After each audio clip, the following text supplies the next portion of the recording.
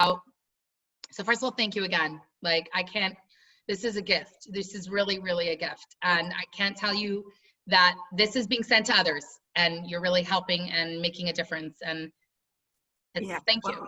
Again, thank you. It's a gift for me to be able to do something meaningful for the Jewish community, as I've told you. I mean, I have lots of clients and lots of people I've helped in my life, but I feel like I haven't, it's not right. Well, you're making an impact. And I want to tell you that a lot of the things you're sharing, I'm then able to, I'm not as a therapist or anything, but some of the pearls of wisdom I'm able to then share when I've been doing webinars for a lot of high school girls around the country about just embracing it. And I'm learning a lot. So I'm not claiming or touting to be a professional, but I'm learning from what I'm learning, you're teaching and sharing, and it's really been helpful for others. So thank you. You're welcome. All I'm really doing is sharing with everyone what I have learned over the years in graduate school, in my training program, in my experiences. I mean, it's just, this happens to be my specialty, and it's a specialty that everybody's interested in. Yeah. Well, thank you again. So I know last week Susanna mentioned a really good subject, which it was like cut off at the end, and it's super important. And I actually wanted to, so Susanna mentioned about sleep patterns and how to navigate them, and why and what and how, and our children, ourselves. Actually fascinating. I was like laughing. I think the irony of this happening. I've actually been getting better with sleeping. And remember this first started, I was like, yeah, there are nights I can't sleep, whatever. Last night I went into bed earlier, I fell asleep, and then I woke up with my brain racing. I laid in bed probably till about 3. Finally at 3, I got up, went to the living room where it was quiet, took a paper and pen and just wrote out the lists that were on my mind. And I'm finally at 5 something, I went back into bed. Why am I sharing this? Because I find that the truth is, it wasn't like deep worry or fear that was going through my head. And like in the beginning, I think of this, I was like, I was waking up to check my symptoms, like Googling COVID symptoms. This was just the mind racing, and maybe it was stuff I couldn't sort through or deal with during the day. It was literally like my Sam's Club list and my menu for Shavuot. It was not even deep, mystical, philosophical, spiritual, emotional, nothing. It was like very mundane, but I could not sleep. So I'm sure everyone here, and maybe Susanna, you want to share like what's going on in your home, or Judith could share with hers, or Sharon hers. And then Sarah, give us share with us. Okay. Well, I do want to say it's ironic that a colleague of mine sent me a link to a sleep seminar, cognitive behavioral therapy for insomnia, which I'm in the process of listening to. It's about 12 hours of audios, and I just started last week. And so I've got all kinds of information and tips and things that I didn't know because it wasn't a specialty area. So this kind of fell into my lap as well. I think everything, when Judaism, we say everything happens for a reason, right? Hashgacha practice. Like, it's not a mistake that you got that last week when Susanna's question popped up. So Susanna, be confident that Hashem is hearing your question and what's going on in your house, and he already gave Sarah the solutions. Go for it. Share with us. So Manya asked Susanna, was there something specific that you wanted to start with? Yeah, I think that here, to be honest, we have like my oldest child, Daniel. He's a junior. He's been going through a lot of stress with, he's doing AP exams.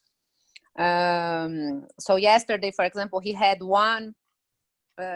Our internet was very bad. He got super stressed. He's supposed to apply for colleges now. So he is kind of stressed out.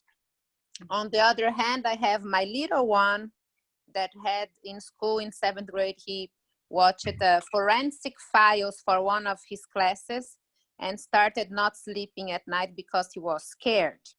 And now I also have my husband who never had any problems in sleeping. He was the type that he would just sit and sleep. Now he cannot sleep at all. So we are having a lot of trouble with sleeping. And for myself, I just go to bed and sometimes it takes me a while to fall asleep. And I never had this problem. So I guess the four of us are struggling a little bit here. And I'm sure you're not alone. Yeah. Yes. Anybody else?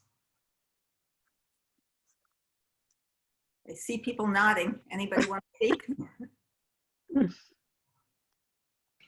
The same here. I'm not sleeping well. I'm waking up sometimes at 4 in the morning.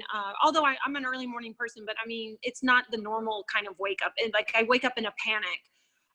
Work kind of consumes my mind a lot, and things that I really didn't think about before kind of creep up, more pressure. And I mean, you know, just going anywhere you go, we have to buy groceries. I mean, it's just, you know, that whole stress thing. And I guess I just absorb it. I try to walk and sweat every day. I try.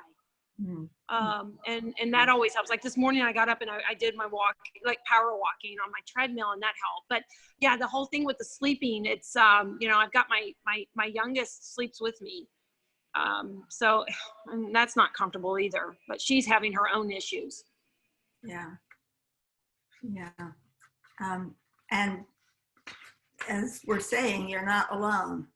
You know, my sleep is not great. It's not awful because I don't have little kids around to be stressed about, but it's, you know, it's not great. So it's helped to learn a few things. I thought first I would just give you guys some information about sleep. Some of it you may know, some of it you may not, but it's about sleep. First of all, sleep is a habit. It's, you know, all the work that we did about neural pathways and the pathway that you establish in your brain, and that the neurons are going to fire in the same way next time. So when you have a structured life, when the kids were getting up and going to school, you were getting up and going to work, you had to be in bed more or less at a certain time, much of the time, in order to function the next day, all of that, and that was externally structured, then that held up that habit, the sleep habit. Without that, everybody's floundering. Yeah. I mean, I don't know that it helps to know that, but that's a part of what's going on. The other piece is the circadian rhythm part. And I don't know how much you guys know about circadian rhythm, but we're all I think all living things, certainly all humans and lots of animals, are designed so that we have a sleep-wake cycle. And for humans, it's in more or less in sync with when the sun rises and when the sun goes down, more or less. And our bodies respond to that. In other words, the hormones inside our body get released. Certain hormones get released during the day to activate. Certain hormones, like growth hormone, get released at night to heal and to grow. So we're designed that way. If our and the other thing about circadian rhythms is that although it's more or less similar for all people, it does change by age, and it can change over your lifetime. And it can be a problem if, like, say you work a night shift. People with night shift have difficulty. I imagine everybody has been on a flight somewhere to a different time zone and had to readjust. And how long does that usually take you, assuming you readjust at all, if you're moving 4 or 5 time zones? Anybody? They usually say is one day for each hour. That's what I heard. Mm-hmm. Yeah, something like that. It takes a while. So I find it depends on where I'm going. Sometimes when I'm going, let's say I'm going to Israel, or I'm coming back, and also when my flights are. Like I don't find that there's I found that there are times where I go there and I'm not so jet lagged, but I'm gonna come back and all of a sudden I'm super jet lagged. And there are times where I'll go there and I'll be insanely jet lagged for like 2 days or 3 days. And then I'm coming back, I'm fine. So I think for me, it has to do also with my, you're not able to hear? Oh. Sharon said she's not able to hear yeah. well. Huh. Sarah, you're not able to hear me or everyone? So I can hear you. It just comes in and out. I'm sorry. It just comes in and out. Sorry, I'm sorry. Ah. Wait, it's being recorded, so we'll save it and you can listen later. Sorry, Booba. Okay. I'm just Yeah. saying for me, it's not one rule. Like I've seen different things. Mm. Depending on also my flights. Yeah. Day flight, night flight. Mhm. Yeah, and also how much activity you can have once you get there. If you get yourself tired versus, I mean, there's an important basic thing that people have touched on, which is that you have to be sleepy to go to sleep. You have to be both physically tired and mentally ready to go to sleep. If you're not sleepy, all those hours of lying down flat in bed aren't going to do you any good. You're just going to get more frustrated.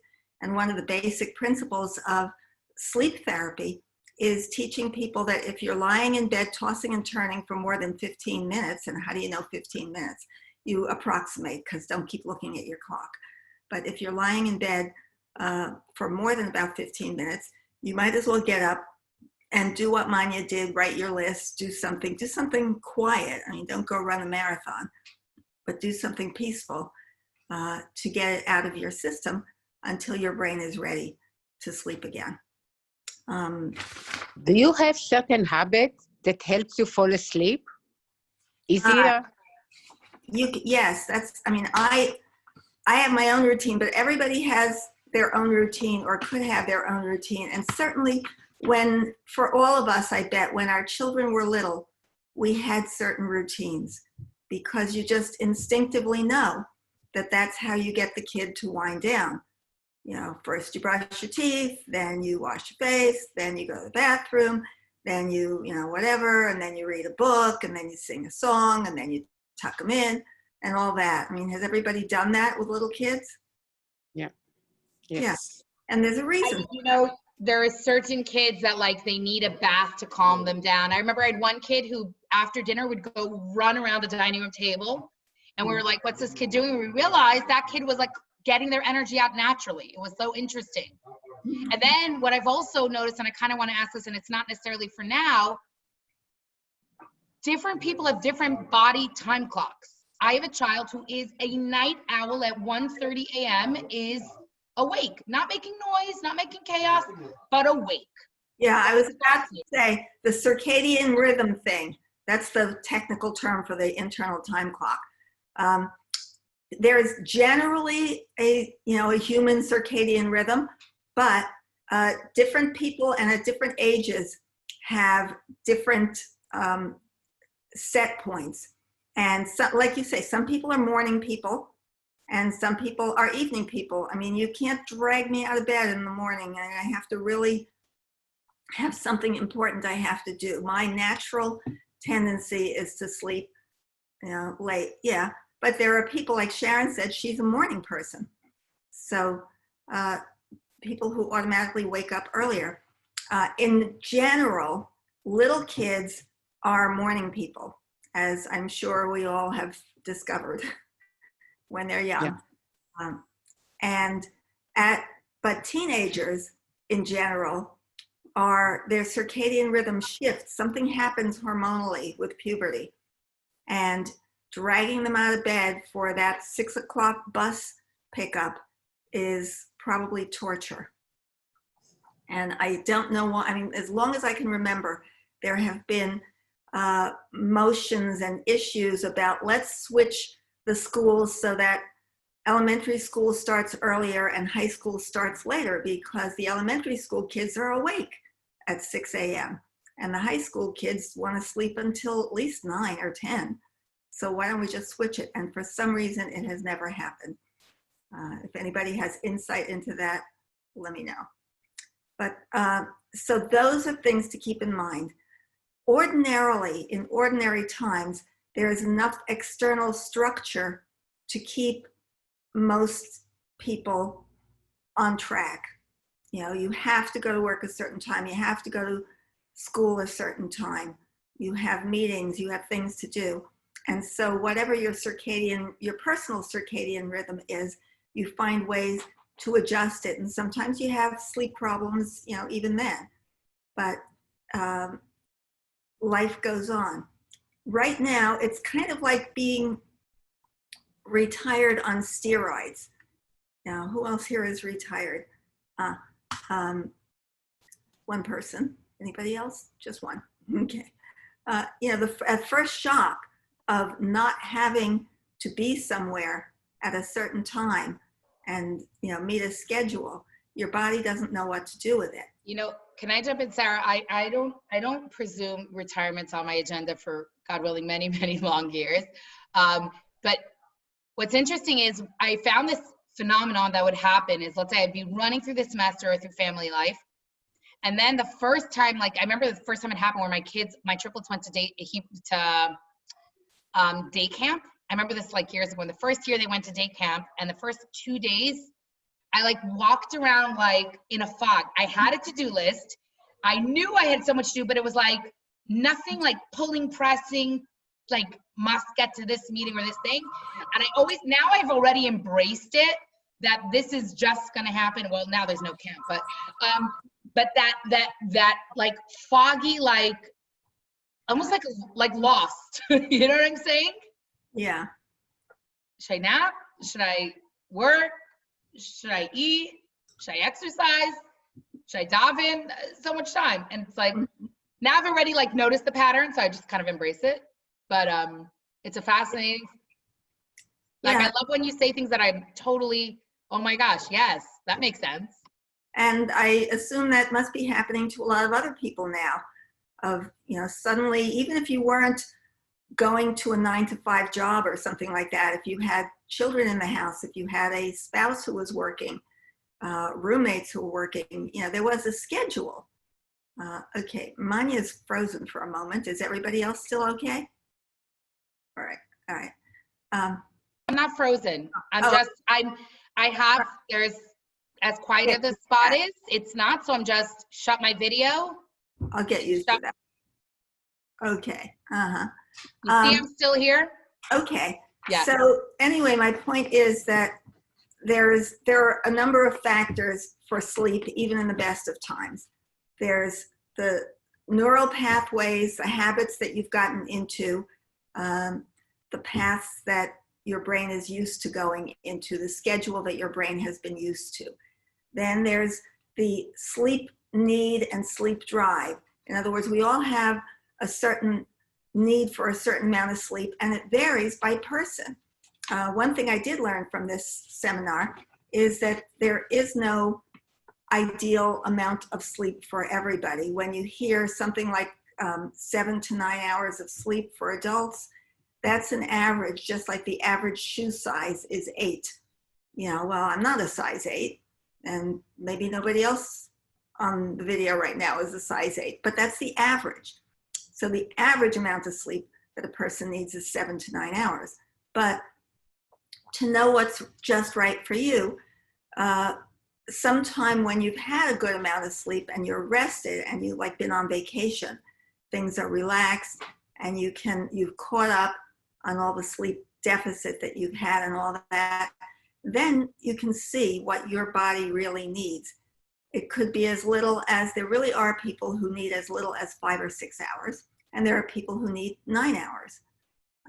So what you need is unique to you. If we're thinking about your kids, that's the same applies. I mean, in general, children need more sleep than adults, but those of you who've ever had babies, some babies sleep a lot and some babies don't sleep as much. Everybody is different. That's a built-in factor. So it helps to know what each person's sleep need is so that you're not expecting them to sleep more than their body really usually needs. Sarah, I remember when my triplets were little, I had one of them who ditched naps at 8 months. We're like, you're 8 months old. Why are you not napping? This makes no sense, but she wasn't cranky. She just didn't need it. It was just that simple. And it was so interesting to watch that follow through her life. Whereas another one who must go to sleep at a certain time, otherwise they're haywire the next day. It's fascinating because we don't think of it that way. We're harsh on ourselves. Our kid must have 10 hours. But maybe this kid's okay. You know what I'm saying? I love this. Thank you. Yeah, this was news to me and it was very useful. First look at how much sleep does each individual person really need, and then at what's their circadian rhythm, what's their natural pattern for what works for them. If they didn't have stress, if they didn't have work or school, what would work for them. Now, right now, maybe we can't do that, but it helps to just know that starting where everybody is. And then there is the impact of arousal. As everybody knows, you can't fall asleep when you're aroused about things, when your nervous system is aroused. And we talked before about stress and the autonomic nervous system and the fight or flight response and all that, the hormones in your body are racing around, and it's like a light switch turned on, and your muscles are tensed, your heartbeat goes up, the sweat glands start working. It's very hard to relax. You need to actually do something to calm that down, or exercise and get that out of your system. But this is a central nervous system stress response. Now, put that as an overlayer on what's going on for all of us right now. I don't know, I'm probably the least stressed of anybody I know, thank God, and I'm sorry that anybody else can't be this way, but my children are grown. I don't have them underfoot. I was retired. Thank God we're comfortable as far as food and space. And still my sleep is disrupted because there are still things at the back of my mind going on. There are still worries, worries for ourselves, worries for other people. So we talked last time about attachment. So if we're thinking of children, even if kids don't understand what's going on and don't seem to know and don't seem to care, they're picking up that the adults are stressed. They know that. And so when you're looking at what's going on for children, take into account that you can't make them relax and go to sleep if you are not in some way relaxed and calming them in an attachment way. That's it. And I'll get back to that in a minute. But let me just finish, like back to adults, say, for when your central nervous system is aroused and you're all wound up, the relaxation strategies that we've talked about, breathing, exercise to get some of the energy out, meditation, any of those things to help calm the nervous system back down. And your nervous system, the way that we're built, our nervous systems get revved up in a fraction of a second. They go zoom, and the hormones get literally dumped into our bloodstream, and we're ready because that's what's necessary. Back in the cavewoman days, if a lion jumped out at you, you couldn't go, oh, let me think, what's going on here? What do I need to do? Your body responded immediately with a shot of energy.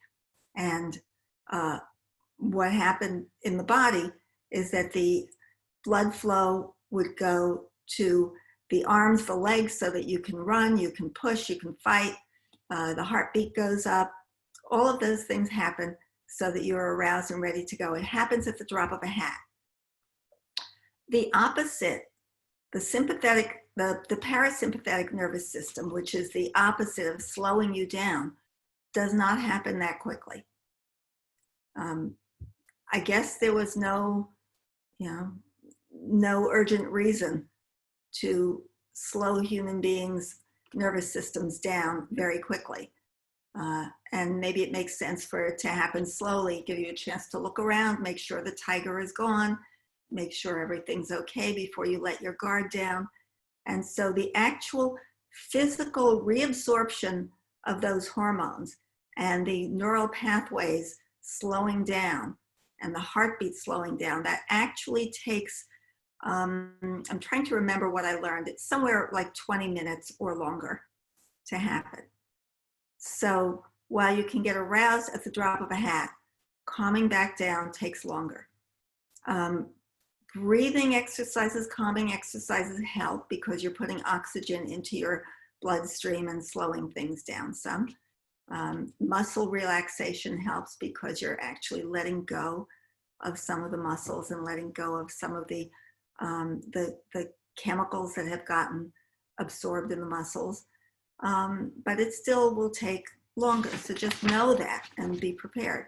A lot of what people express as trouble sleeping is that they get frustrated with themselves because they're not falling asleep or relaxing as quickly as they think they should. Sara, can I ask you a question? You mentioned exercise. I find that when I exercise before I go to bed, even if it's not a lot of exercising, I'm up. Right. Even if it's like I have this app and I'll do 10 minutes. So now I found like a stretching quote nighttime one that I will sometimes do before I go to bed. Mm-hmm. But it keeps me up.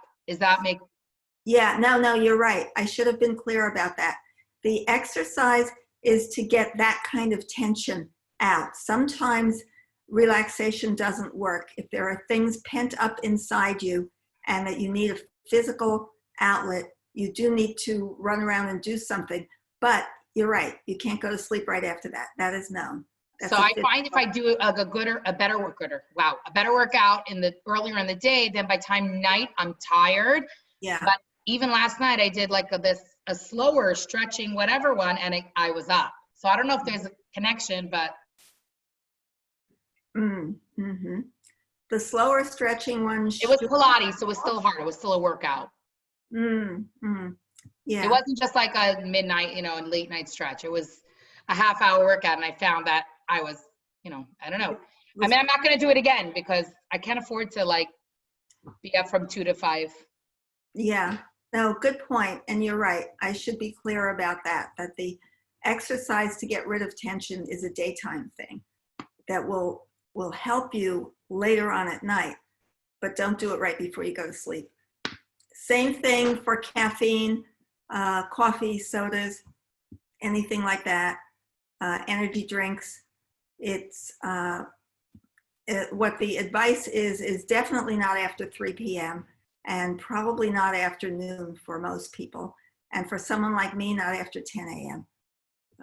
I'm very sensitive to any caffeine, and I bet a lot of people are more sensitive than they realize. Yeah. And those things have an impact. One good relaxation strategy for adults and for kids is music. Yeah. And if you're dealing with kids, especially, having a routine of a certain song that's soothing to them is a good one, because it's something also that you could leave on as you walk out of the room. The thing with children, all right, so to get back to the attachment issues, that we all have trouble sleeping when we're emotionally aroused. I mean, Manya talked about physically aroused from exercise. That's very true. But that's easier to solve. You just exercise earlier in the day. But emotional arousal, especially these days with our schedules in chaos, our lives in chaos, and there's no end in sight, then naturally children and adults are going to be insecure. Our attachment systems are getting tapped for insecurity. And what helps children when they need to be securely attached, and what happens when a baby is cranky and difficult, or a younger or a child, up until teenager usually, they need to be comforted in some way. As they get older, what comforts them might be more distance, but generally they need to be in some way comforted and reassured that things are okay. I remember last week, Sharon said that her daughter was feeling very scared and having trouble sleeping, insecure, and Sharon said to her, look, I'm not worried, it's going to be okay. And that was enough for her daughter. So kids need for the adults who they are attached to, they need for the adults to be in some way calm and in some way able to be their secure base. And so the point of my saying that is that I know we all get frustrated with the kids who will not stay asleep or will not go to sleep, and they pop out of bed and they want a glass of water and they come in with legitimate issues and concerns and all that. And the more you get frustrated with them, the more insecure they're going to feel, and the more upset they're going to feel. So, what do? You're not going to spend the whole night soothing them and rubbing their brow. The suggestion is that plan something with them before they go to sleep during the day. Talk about it, figure out a routine, figure out what will work. It will probably require more of you than usual, but everything's unusual these days. But some kind of routine. And then, I don't know if you've ever heard the word transitional object. Any of you ever have a child or yourself or a sister or brother who needed a blanket or a certain toy or a stuffed animal, or actually I have a friend whose dog has a transitional stuffed animal, goes around with this little baby bunny in his... I sucked my thumb until I was 13 years old. And I had a little, a small pillow that I used to touch. And even nowadays, when I go to bed, I find that, and I do the same thing. Yes. At least I stopped sucking my thumb. Okay, well, good. The sucking the thumb is not good for your teeth, so that's better for your teeth. That's what I'm talking. Exactly.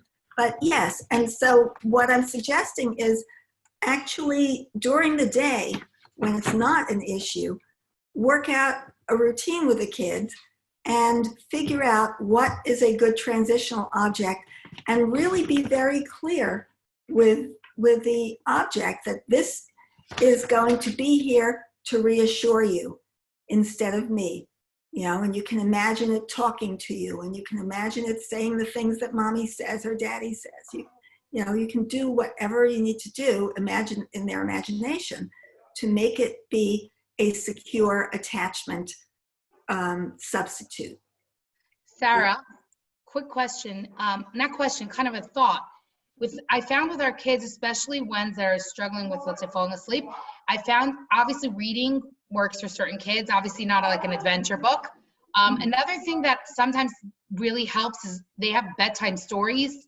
Like they have Jewish bedtime story apps. They have, they have by their bed that they can listen to. It's quiet. They're falling asleep. I don't think that, like, I know because it's Jewish stories that are like holy, like they're uplifting. They're not like scaries or terrors. I'm not worried that it's going to plant ideas that are not healthy in their system or like wire them. And that's, I find very, very helpful for certain kids. There's a website called Jewish Bedtime Stories.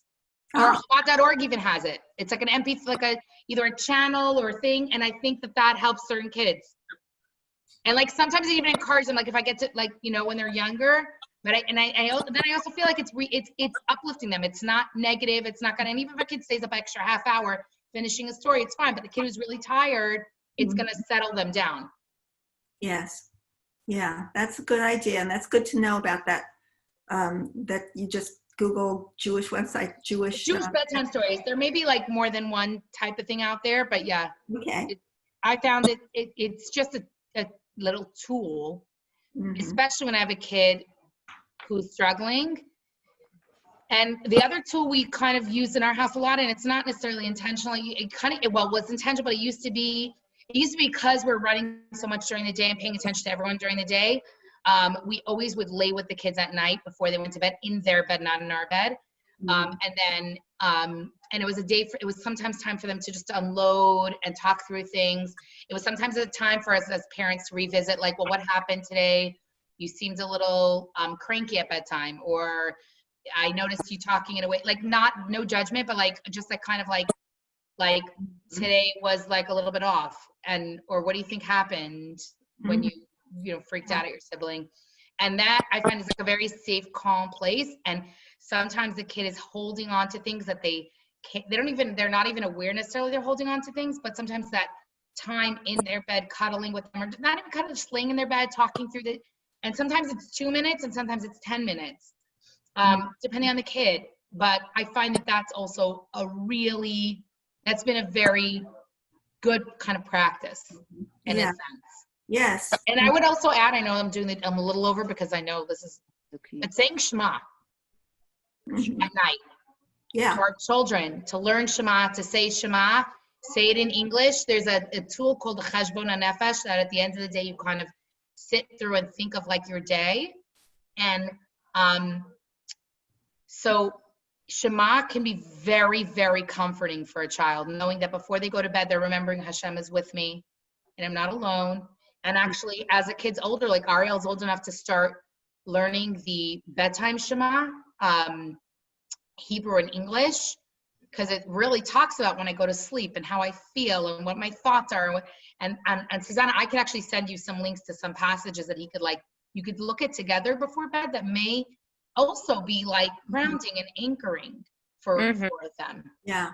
Okay. I know sometimes my kids know that they fall asleep and they didn't say Shema. They're like, Mommy, like I'm having a hard time falling asleep. Maybe I didn't say Shema. You know, it's like, it's something that's like part of their whatever. Yeah. Another thing that we started doing here occasionally is I bought some melatonin. How do you say melatonin? Melatonin. Mm-hmm. Yeah. So sometimes when it gets a little bit out of control here, we've been using 5 milligrams. And I think we've tried that too. Yeah. Sometimes. Mm-hmm. Yeah. Sometimes. So, but you know what, Susanna? I have kids who said it gives them weird dreams. Yeah, that's and I tried it once myself just to see what they're experiencing, and I didn't like it. Yeah. But I have a kid last night, one of my children said, Ma, I'm ready for bed. I can't settle down. I'm just going to take one Melachew. And I was like, okay, take one. And then she's like, you know, because for her it was okay, you know? So that's also an interesting layer. I wouldn't you have to be careful. Like I know someone who their kids can't fall asleep without Melachew or melatonin. And I think that's like, you know. But it says but that one tool. of the side effects is that it makes the person dream more. Yeah. Or That's more vivid, weird dreams, said. my kids said. Some said. But I wouldn't use it regular, but like when, let's say we've gone to Israel and we need to switch their clock, or suddenly they're starting camp and they need to be up in the East Coast 3 hours earlier, so I'll use it for a night or two to kind of reset. Yeah. But I never want to become like so dependent on it, on our house. But I agree with you that that's a very practical. Mm-hmm. Yeah. Yeah. Yeah. I mean, if it works, then it's a useful occasional tool. I've heard very mixed response. People have very mixed responses to it. Mm-hmm. Yeah.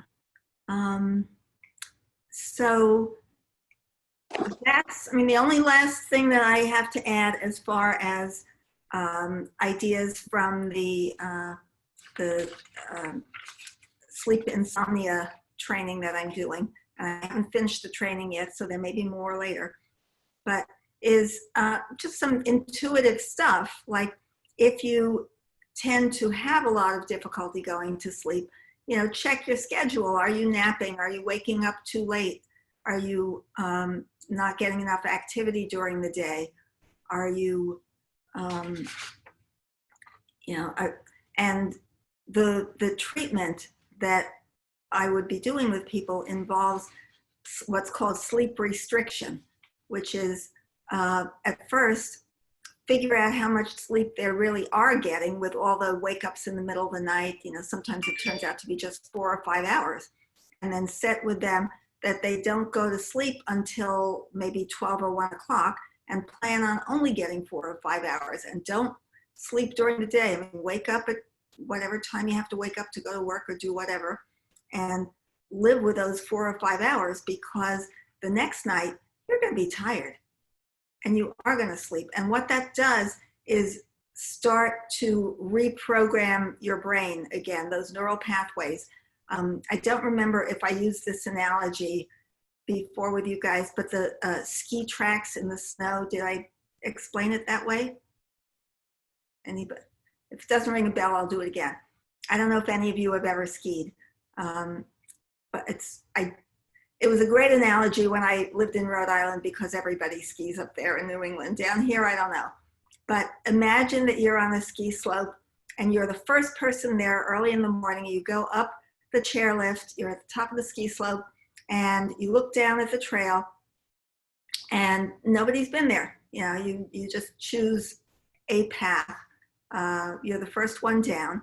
Have any of you ever skied at all? Can I just wave your hand if you have? All right. Somebody has. No. Okay. Have you watched ski videos ever? Seen what that? Okay. So you have some sense of what that's like.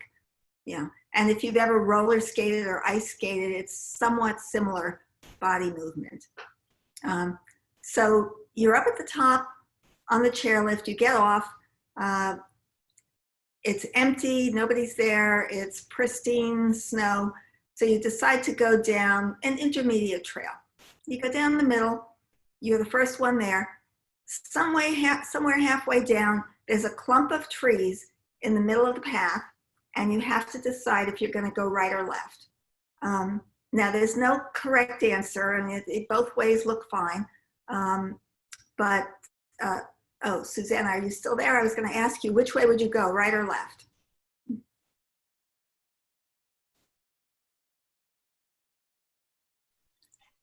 Sorry, my question got a little bit. Right or left? I would go left. Left. Okay. So you go left. So imagine, you know, leaning into the left when you're skiing is sort of, that's how you make your skis go. You lean into it and you go down, you get down to the bottom. It was a beautiful run. Everything worked fine. Still nobody there. It's still early in the morning. You get back on the chairlift, you go up, you get back to the top, nobody's there. You decide, well, it was a nice run. I'll do it again. You go down the same trail, you get to that spot, you're busy, you're preoccupied, you're not thinking, you think, you know, I'll go left again. I didn't think about it too much. I'll go left again. And actually you do that a few times because you're thinking about, you know, the day and looking around. There's a lot to see. 4 or 5 times you go down, you pick the left path, and nobody else has been there for some reason. Nobody really wanted to go down that trail. By like the 7th time, you're up there and you're starting to go down the trail, and you think, and you see the clump of trees in the distance, and you're thinking, you know, I've been to the left 7 times. I wonder what's on the right. What happens when you get to that decision point if you don't actively think about it? What's going to happen? What are your skis going to want to do? Tend to go to the left. Exactly. Your skis are going to go to the left because that's where the path is. Yeah. And if you want to go to the right, you have to put a lot of effort in. Even if you've never skied, you can imagine. You know, you have to really make it work consciously. And depending on, excuse me, how many times you've gone to the left before, it could be very hard, and you might need to continuously work hard to go to the right for about 7 or 8 times the next time, you know, the next 7 or 8 times to create a new pathway. That's what our brains are like. The neural pathway seems to like cut a groove into the nerves in our brain. Yeah. And the neurochemicals like to go the same way again and again. And unless we are consciously paying attention and actively noticing the point at which we have to do something different, we're just going to stay with a habit and do what we did. So if, as we all did, we got disrupted when coronavirus started, you know, everything went haywire. You know, you don't get up for school, you don't, and the anxiety was probably even greater at the beginning because we didn't know what to expect, what's going on. We heard all these things about people dying everywhere. So, you know, everything was disrupted in our brains.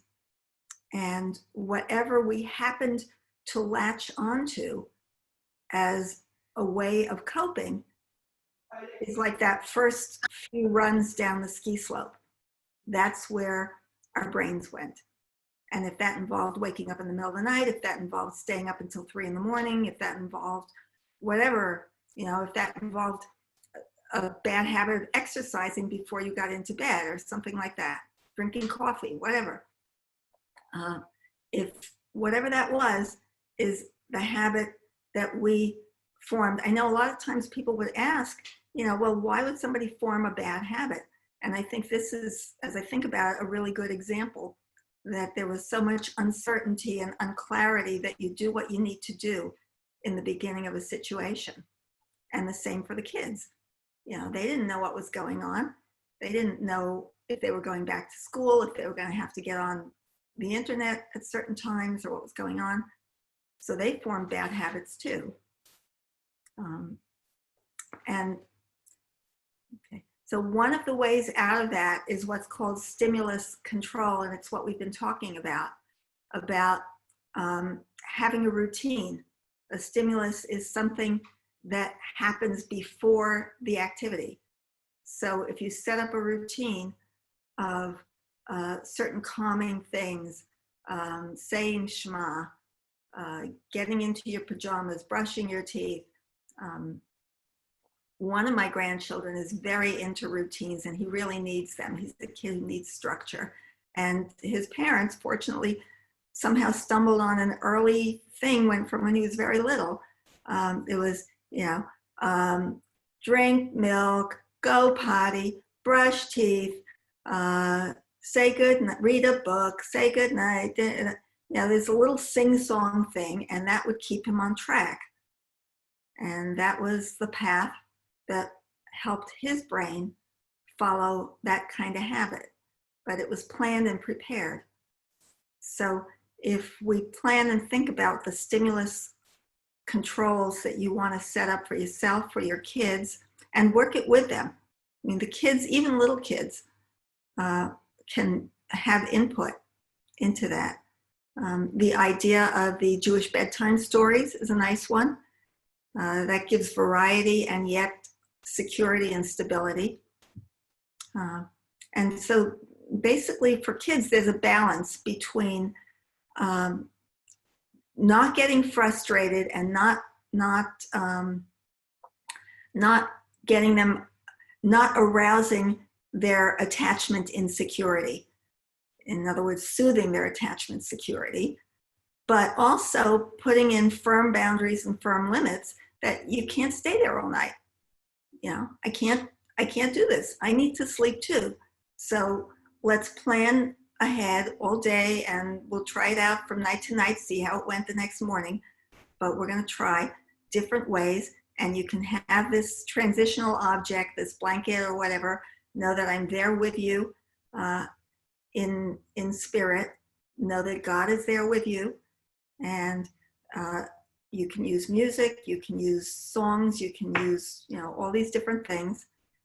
And in the morning, we'll figure out how this worked and see if it works for the next day or try something else. So that's about it for what I have to say. Hi, Edith. Okay. If we're finished. Sarah, I have one more Yes. question.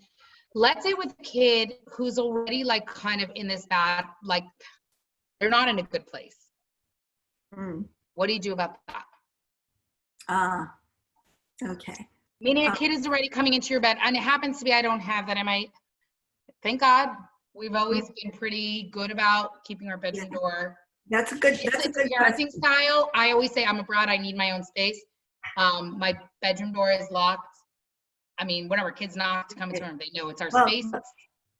Yeah, okay. First thing is actually something that you described, which is that what the kid needs is for you to be with them. Right. So, but it doesn't have to be in your bed or in your bedroom. So the first thing for gradually dissociate, if you try to do it suddenly, you're going to arouse their attachment insecurity, and it's just going to be worse. They're almost going to fight back, push back. Oh, definitely. And they will just automatically. That's how we're built. That it makes them insecure. So, you're asking them to disrupt a habit that has happened in their brain and that has given them security, and to suddenly change that. So you've got to do it in bits and pieces, but not, it doesn't have to be too slow. But the first bit and piece is to do it in their bedroom, not in yours. So Rusty and I always have this like policy because we always wanted our room to be like our space. And so I even like put a couch in my room, a plant, and I'm like, I want my room to feel like my space. We always had this thing, if a kid woke up in the middle of the night, we would, one of us, whoever was like better able to, it wasn't like me or him, go to their room. yes, And lay with them either on their room or on their floor or in their, and there's so many nights we laugh now, how many nights we like slept in a toddler bed, you know, like slept on the floor in their room. And then like you wake up 2 hours later and you go back to your room. a cot mattress is very helpful for that. Yeah. I mean, I probably just slept on the floor. I don't even remember, but I'm saying like, I didn't stay the whole night. I would fall asleep. They would fall asleep. And then when one of us would wake up, we laugh now. Like, you know, now we love the stage. Everyone sleeps through the night. Everyone, you know, everyone's big. Yeah, but that's true. And be prepared for that. Be prepared that you're going to have to get up.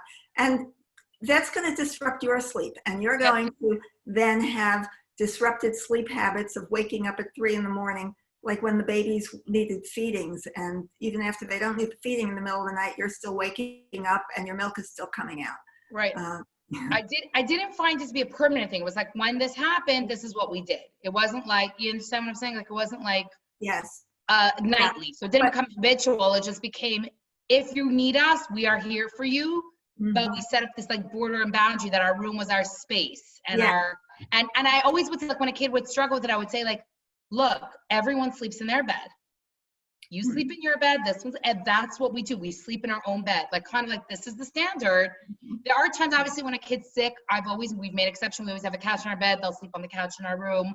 A kid should never think that they don't have that. If they have a really bad dream, then I would usually go to their room. But now if a kid's like not feeling well and or like sometimes throughout this COVID situation, I've seen a kid like just was like off. So either sometimes I'll be like, do you want me to lay in your room or do you want to lay in my bed? Like sometimes just laying in my bed for another half hour, calm them down. Maybe they want to talk, maybe they don't, just that presence, that bond. And then they're ready to go to their room. And also with our, like, let's say a kid is just like under the weather, whether it's psychosomatic or real symptoms, you know, it doesn't make a difference. They're still feeling it. So, but they already kind of know it's an exception to the rule, not the rule. Right. I was just going to say, in these situations, your kids clearly know that this is the guideline and these are exceptions, and they can bounce back to the regular situation when they're feeling calm on the inside. What you brought up as a first example was one where the rule had become the child sleep in the parent's bed. And if that's the case, then the parent may need to spend the whole night in the child's bedroom for a while, and be prepared for that, because that child is going to wake up in the middle of the night and start howling that you're not there. So you have to do it more gradually, and you have to prepare them too. I was also just going to say a conversation with them about it. This is what we're doing, and I'm going to help you get there because I know this is not so simple, or we're used to it. I will never forget, because I taught 18 months to 2.5. And I learned in a lot of from this like incredible educational coach, I learned about the tool of mirroring. And she would say like the kids are capable of understanding a lot more than we give them credit for. And I remember my sister called me, and her 18-month-old was waking up, and I'm like, it's you. It's not the 18-month-old. An 18-month-old is developmentally capable of sleeping through the night. Like, it's you, not the kid. Like, figure out a plan. And then she called me. So she's like, well, what would you do? I said, I would have a conversation with the child. She's like, the child's 18 months. They don't talk. Like, no. It's not about a conversation, but it's about planting the seed. Like, I noticed at night, and you know, you wake up, and I know that mommy sleeps in her bed, daddy sleeps in, his bed, your brother sleeps in their bed. And I know that you need to sleep in your bed. What are we going to do about it? Or what should we do? And she was like, no, but I'm like, no. Even if the kid can't answer, you're kind of planting that question in their mind. It's not always about getting an answer. And she's like, Manya, you're crazy. Like, this child is barely verbal. I'm like, yes, but words expressing, it comes later. Not necessarily. They're very bright, and we could train them to think and be introspective.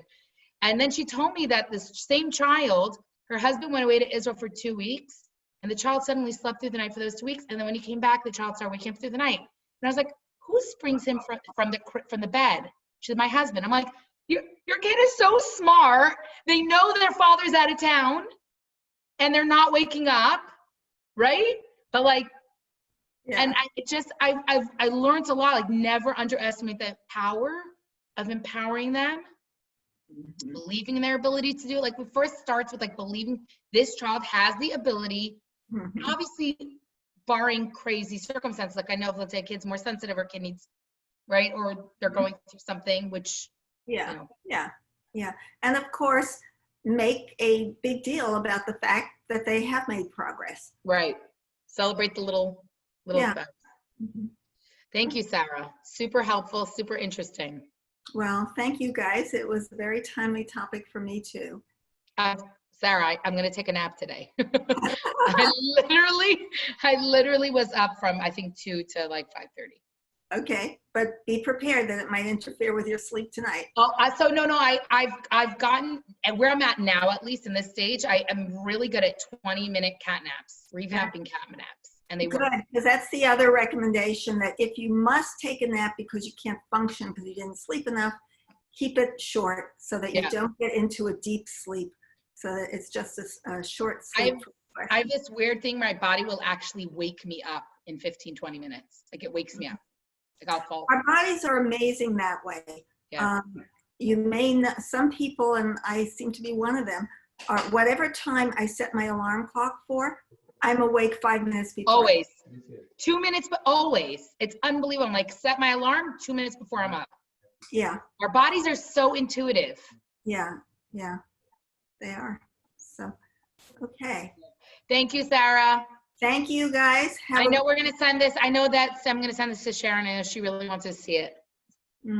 Okay. Thank you. Take care, my dear. Are you going to send a link so that someone can find it easily? Yeah, that's a good idea. Let me find the few different ones that I have. Okay. Okay, yeah, because I'm not real good at FaceTime and finding things. One day I found them all, and now I don't know if I can again. I hear you. Not simple. We revamped the website. It's fixed. Okay. It's much more clear. Now it's on a YouTube. I'll send it to you. I'll send you the link. Okay. Thank Take you. care, Sarah. Thank you. All right. Bye-bye. Bye.